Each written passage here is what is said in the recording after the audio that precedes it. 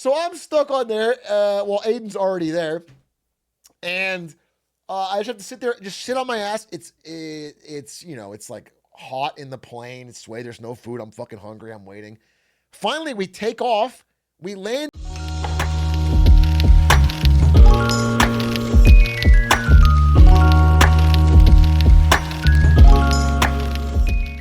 In Newark, New Jersey, New York, basically. And then I have to wait 2 hours again. So by the time I get off the plane and I get to my hotel, it's 3:30 in the morning and our interview's at 9:30. So it's fucking, I'm tired, dude. Doug as well. Me and Doug arrive at the same time. So me and Doug get there at 3:30 a.m.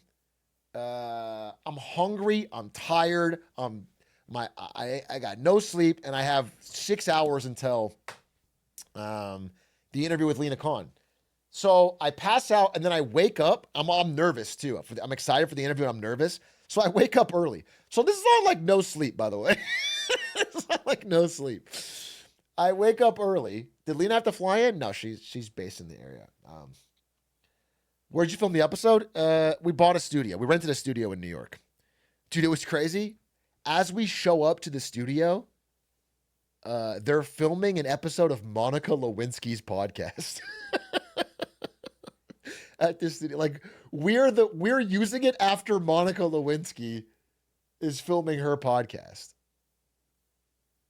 She had just done an episode with Miley Cyrus. I don't know who she was interviewing this time.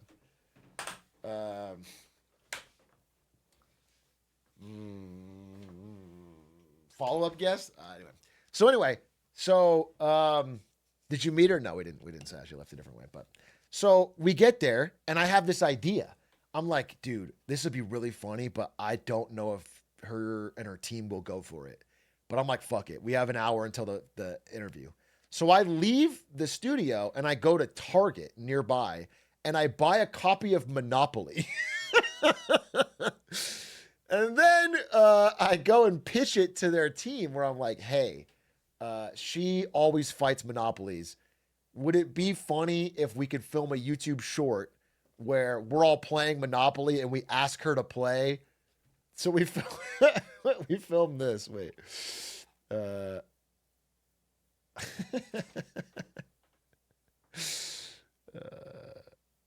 Cinema. Where's the? I want the full one.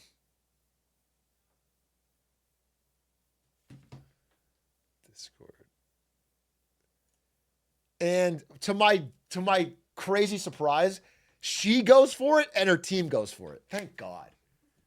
They're both like, yeah, that'd be funny. We're down. I thought for sure they're going to be like, that's the cringiest thing you've ever asked.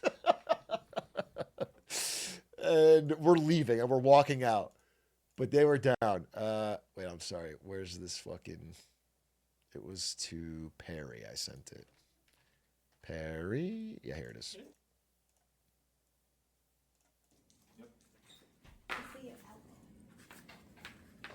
Oh. Dude. A little trip to Boardwalk. I can't pay this. Well, you should have thought about that freaking poor, Aiden. Lena, you want to play with us? It's not really my thing. Oscar-worthy acting! Brilliant! The scene direction, the casting. Lena Khan as person who doesn't want to play Monopoly. It was peak. It was peak. Dude, I got to film a fucking Monopoly TikTok with Lena Khan. It's awesome. And then, that was one small part of it. Because I also got one of my most prized possessions in the entire world. After we filmed that, she signed it. I have a signed Monopoly board by Lena Khan. And she told me she has never signed a Monopoly board in her life. This is a one of one. This is now part of my set. I have the sickest fucking set, dude. The Marketing Monday set now has a Lena Khan signed Monopoly board. That is so dope.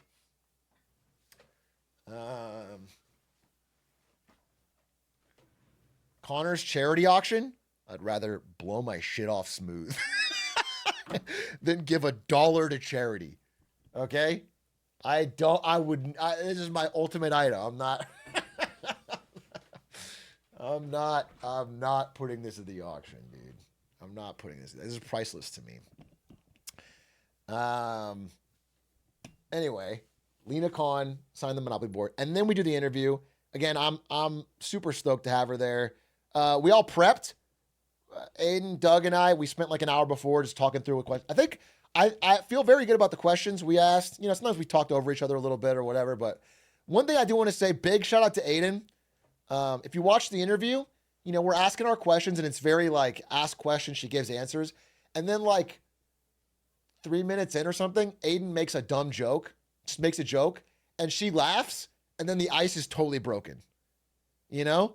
After he makes this, after he's like, I don't remember what he said. I don't even remember what it was, but he makes a dumb joke and she laughed about it and then boom. And it really like opens up the whole interview and I really respected it. And I just want to say shout outs to Aiden.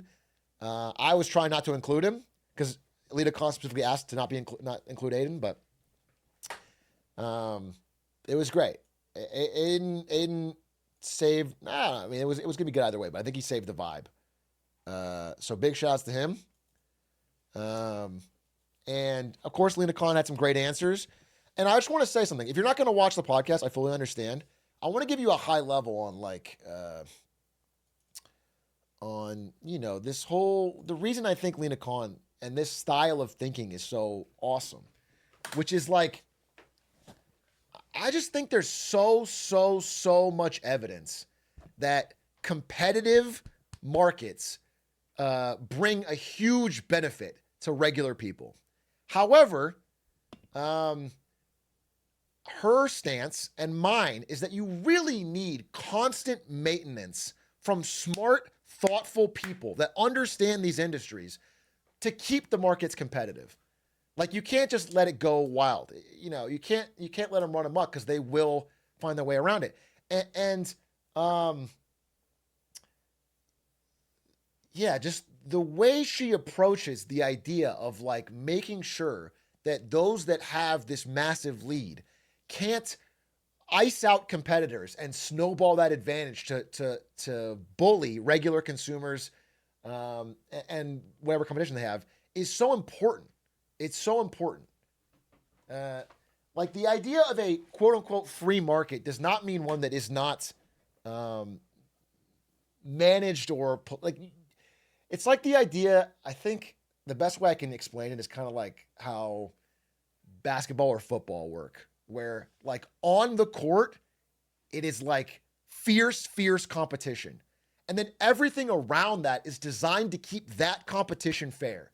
Things like draft picks, you know, for teams that have worse performances. Things like luxury tax. Things like the second apron. All that stuff is around the game to keep the competition fierce.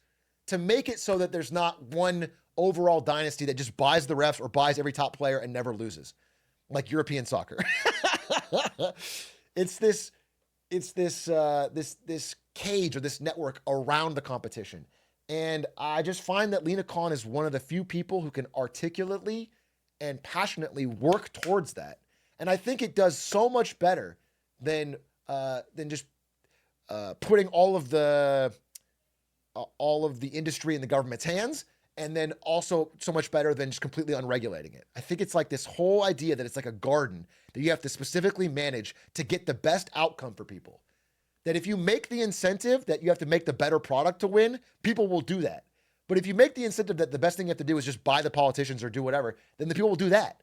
So you have to regulate it. And I find that to be, I don't know, just I'm very passionate about it. And the way she studies history, you know, the way she talks about America's best years for the middle class for growing industry are like the 40s to 70s, where we had strongly enforced antitrust.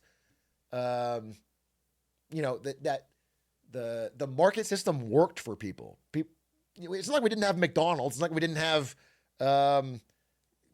GE or Ford or big industries, but they were incentivized to win through competition, not through anything else. And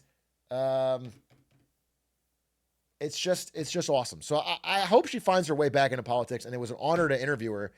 And then on a smaller level, I think one thing that makes it easier for some people to understand is on a smaller level, Lena Khan supported things like one-click cancel, which if you don't know, I'll just put one-click cancel. The rule is so simple. It has to be as easy to cancel something as it is to sign up for it. That's it. That is a rule that everyone can get behind. It has to be as easy to cancel something as it was to sign up for it. All that is just a rule that makes the competition fair.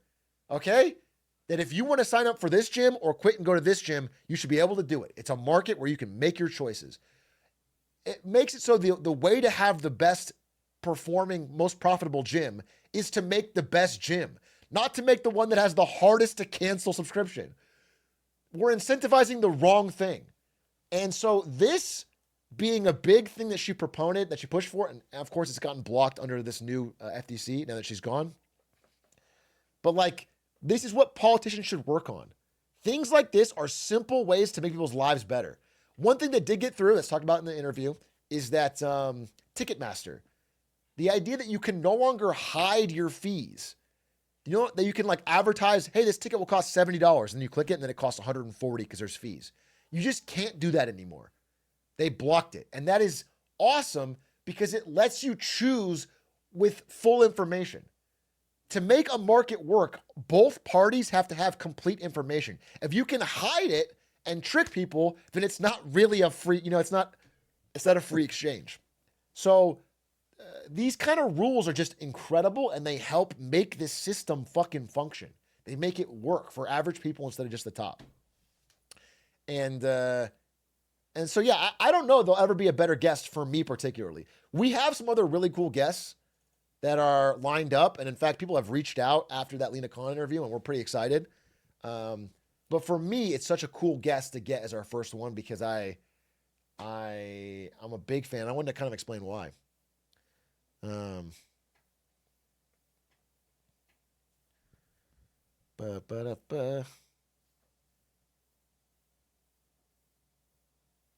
Now, one more thing I will say, just one downside.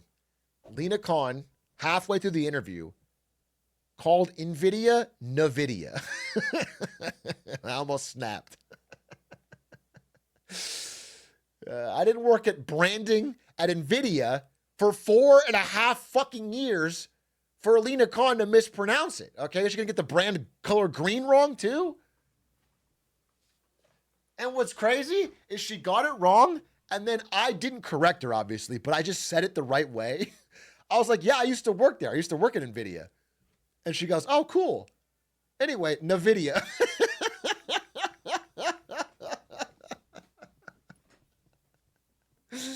Fuck, dude. I got mogged.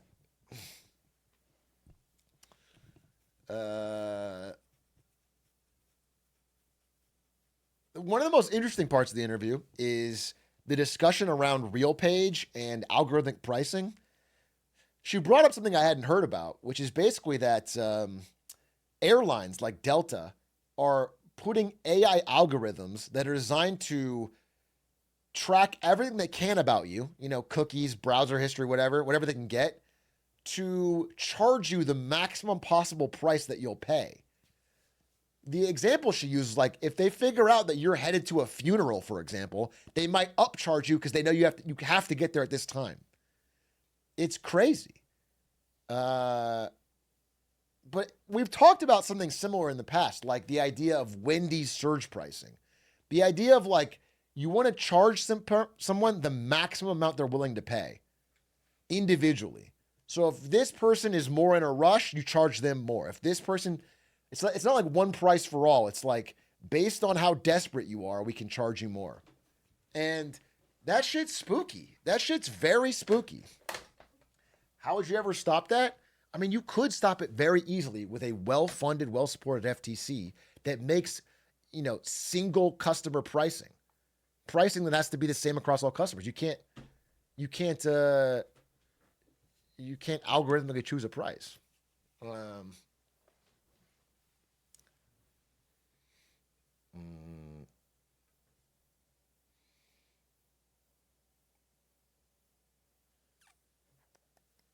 MFers don't think I'll straight up skip the funeral. Well, that was the joke we made on the pod, which is that like you're gonna have to start sending emails to everyone saying I don't even fucking care about that person, so the algorithm thinks you don't care, so you can get a cheaper price to the funeral. You have to constantly be talking shit about your dead mom, so that so that you can get the cheaper flight.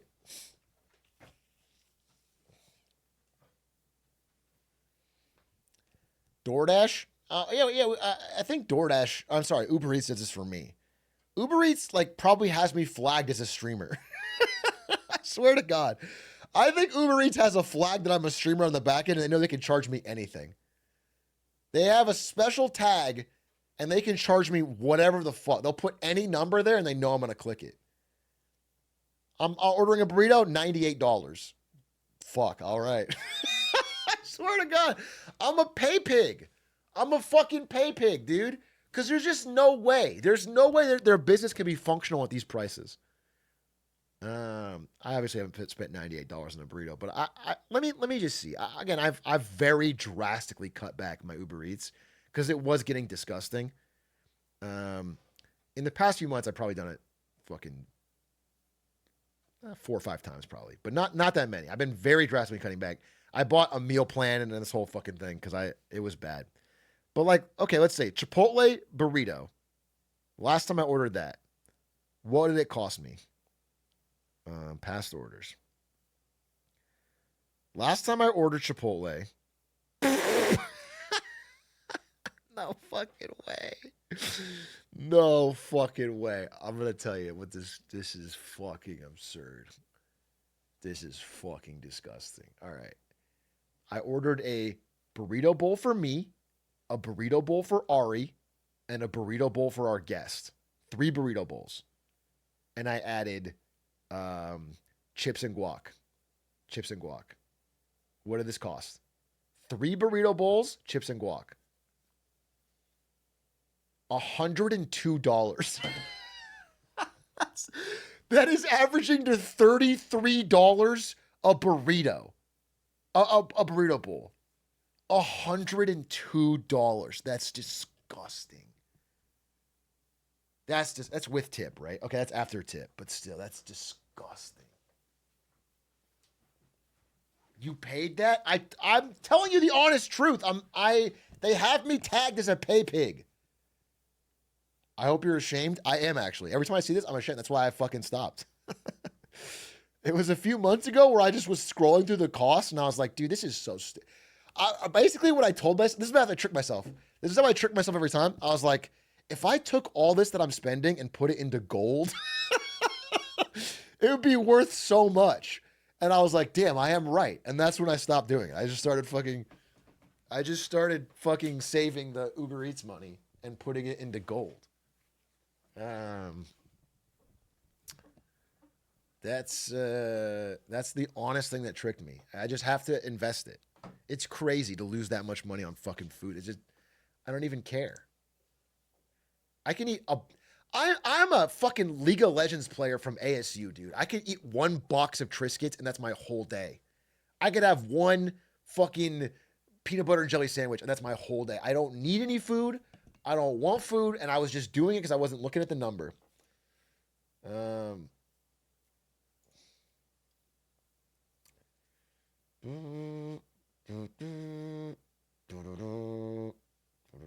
Anyway, anything else I want to say about Lena Khan, other than that it was just a delight. I appreciate that she did that. It was really cool. The interview was everything we hoped. We were all really excited. I think we went out to dinner afterwards, and me, Aiden, and Doug were all cheesing. I think especially me and Aiden. Aiden told me before we started the show that was his dream. Not to interview Lena Khan, but to get like a real political guest. I think Aiden's always wanted to have like a more serious discussion with somebody real. And he got to do that, and he was very happy. So, yeah, it was cool. It was just a good time. I really enjoyed it. It was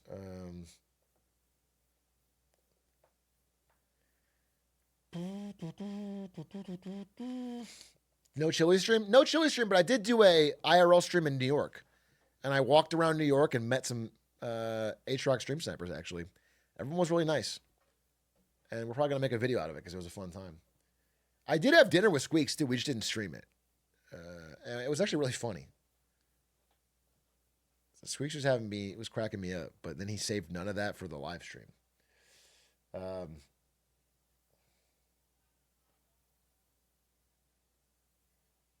you meet his wife? Yeah, I met his wife and his 8 kids, 6 of which he never talks about.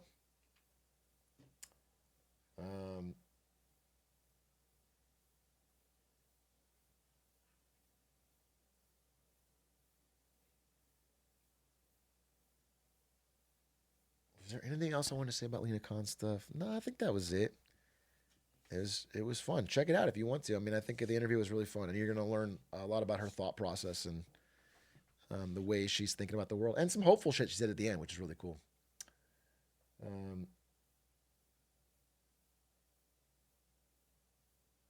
And okay, what else did I want to talk about? Oh, last thing,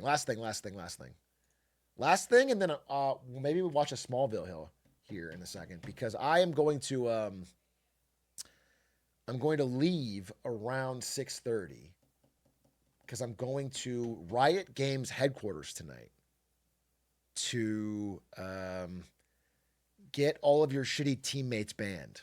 Okay, if you have a bad teammate in Valorant or League, I'm breaking in, and I am going to get Fizz buffed to the meta, and I am going to Riot Games headquarters for some card game stuff. Ooh, can't say anything else. So that'll be cool.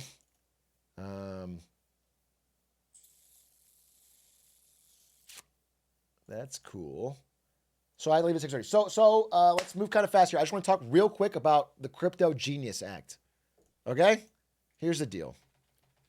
And this one, I'm actually quite sure that people aren't getting the full story. I'm quite sure that there's stuff people need to understand about the Crypto Genius Act. And I was actually explaining, I wasn't explaining this. I was having a cool conversation about this with the, we went out to dinner with all the politics people, all the people that are like part of they helped make the Lena Khan thing happen. They work in like different campaigns. And we were talking about this and like the behind the scenes stuff of it. And I want you guys to understand. So here's the deal. Can I get the Crypto Genius Act? And now he says if you're not on board with the Shut up, Nick Fuentes. Okay? Shut up.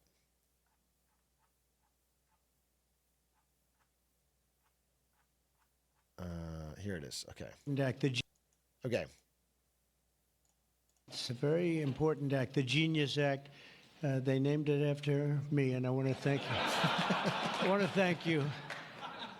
It's a very... Donald Trump signed the Genius Act today, named after him, which is about cryptocurrency regulation in the United States. And essentially it promotes stable coins. It moves enforcement of crypto regulation away from the SEC to a more crypto-friendly organization. It's a very pro-crypto act, okay? And again, my understanding is that the SEC was pretty aggressive against crypto during the Biden years. There was a lot of SEC enforcement of crypto scams. All of that has sort of been abandoned, and now this truly makes crypto very hard to investigate. That's all fine and dandy. And again, a big part of this Genius Act existing is the simple math of hundreds of millions of dollars of donations from the crypto industry into politics, okay?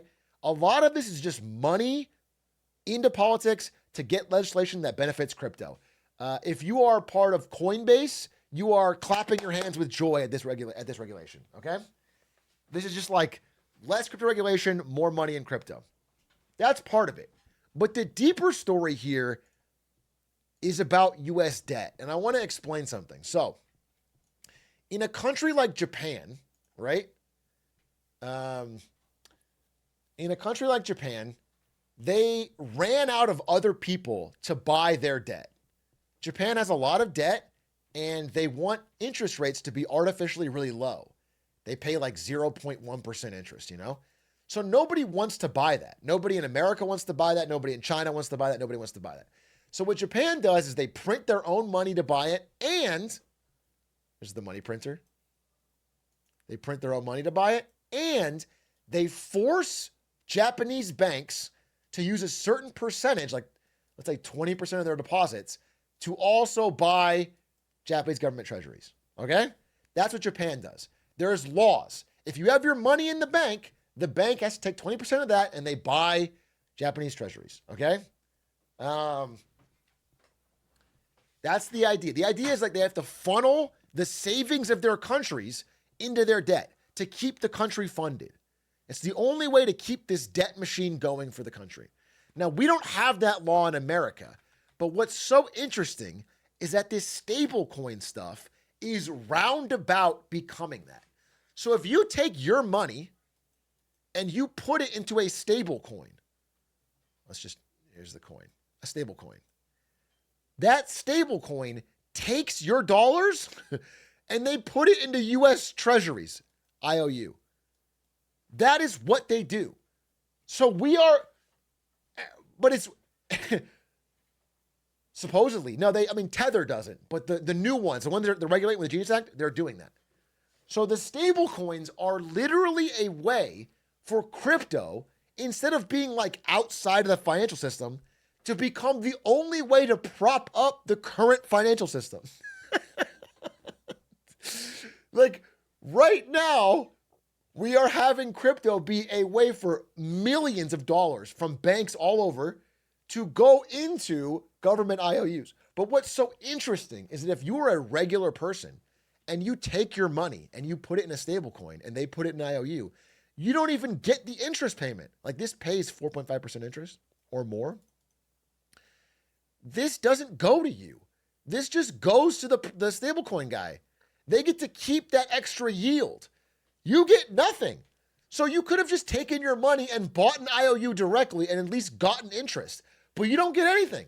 So honestly, what's actually happening, everyone in crypto is super excited about this, and it will be good for like Bitcoin prices to have all this stablecoin stuff in the banking industry. But what's actually happening is a massive grift of crypto users to fund the government. It is actually a way of turning all of this crypto enthusiasm and hype into a government funding ability to help bring the borrowing costs down on our IOUs. It's sneaky. And again, if you read into what Scott Besson has been saying, he is fully aware of this, and this is the plan. This is like their roundabout way of doing what Japan did to try and keep our debt Ponzi going.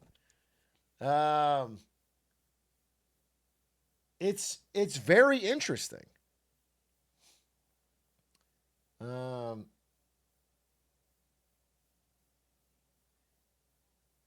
It's like a securitization of treasury bonds in a way. Yes. In a way. I mean, it's taking advantage of the fact that there's passion and interest around crypto to get you to buy an IOU for cheaper, to fund your money into treasury IOUs.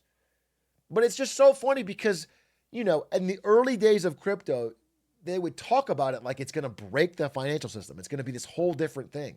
We need to get out from the collapsing dollar. But in fact, they have fully and completely absorbed crypto into the system. It is now part of the system and is in fact being used to sustain the system. Crypto is now like a weapon to keep the US dollar alive and keep the government debt Ponzi alive. Which is just wild. What a wild end game. Why would you buy this over treasuries? You shouldn't. You absolutely shouldn't, but people want to because of crypto. That's it. It's just a fucking crypto thing.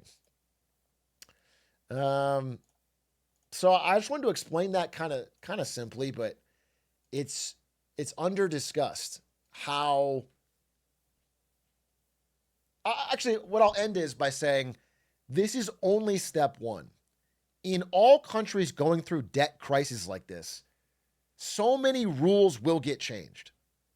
They're going to find more and more ways to try and keep the bubble going. And the way to do that is to find some way to turn your savings into government debt. They have to find a way to get you to buy government debt instead of buying stocks or real estate or whatever. Like the rules will change. There's going to be, maybe they'll start forcing pension funds to put a higher percentage of their money into government treasuries, or they'll start making banks do it, or they'll start, 401ks will have to buy a certain number of bonds. Whatever it is, they will find a way to get more money into government debt because it's the only way to keep funding our country.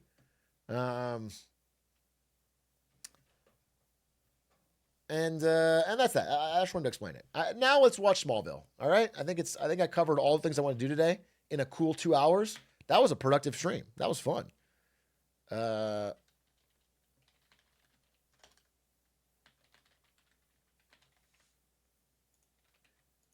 now I want to do Smallville, and then I have to go.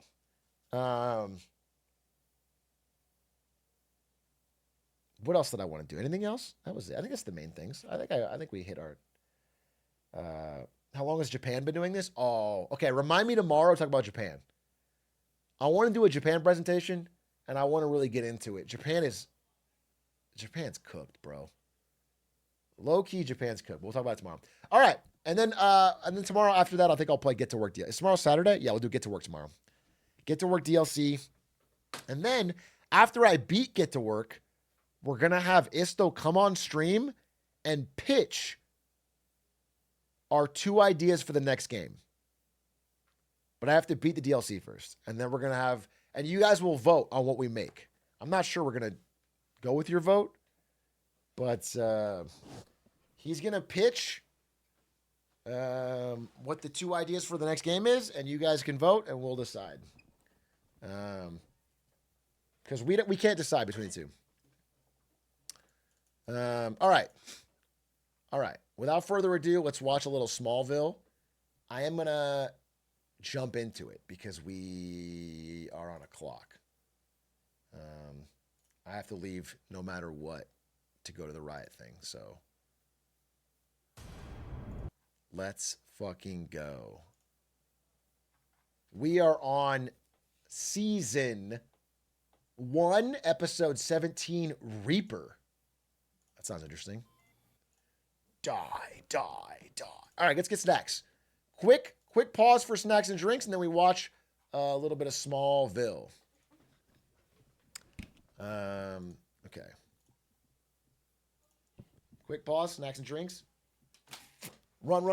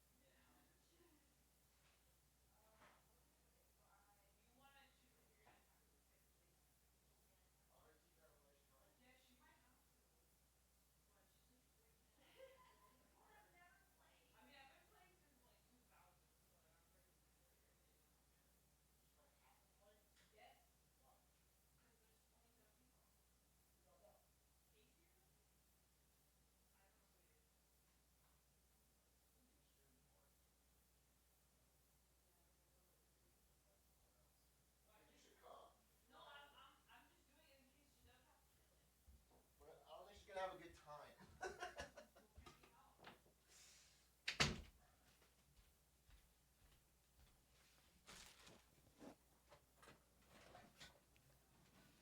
Okay. All right. Let's fucking. Oh, turn off the light.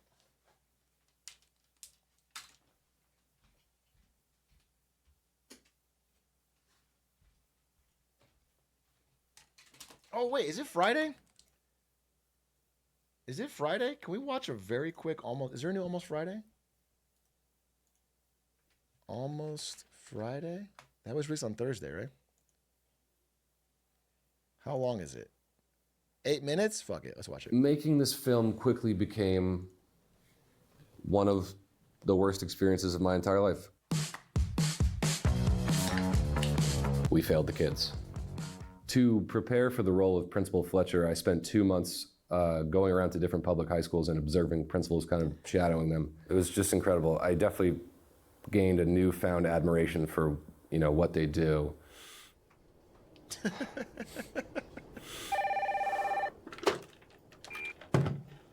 Hello? Principal Fletcher, there's a student with a gun here to see you. Send him in. And working with Richard was a dream come true, of course. Richard Linklater, who was an absolute genius, and it was an honor and a privilege to learn from him. What an incredible experience working on this film was, all in all, truly. Truly a chapter of my life I'll never forget. Girk.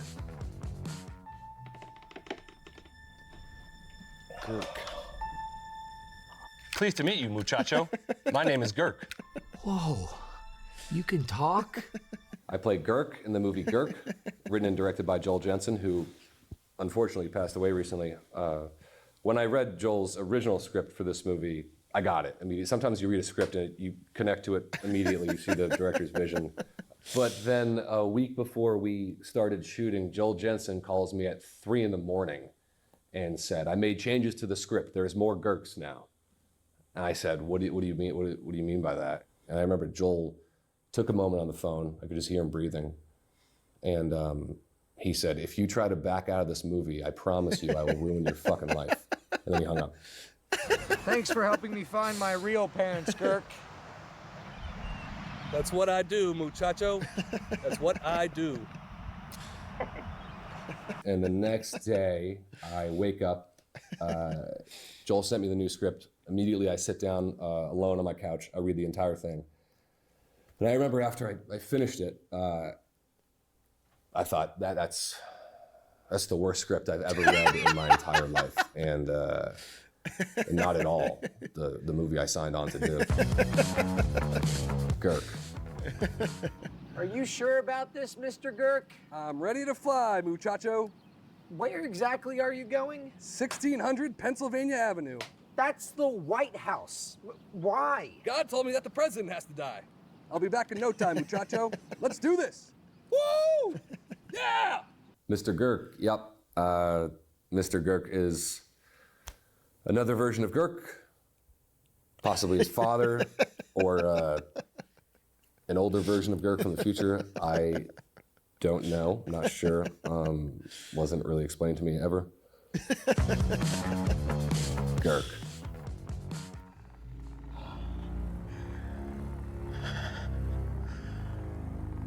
Little Girk.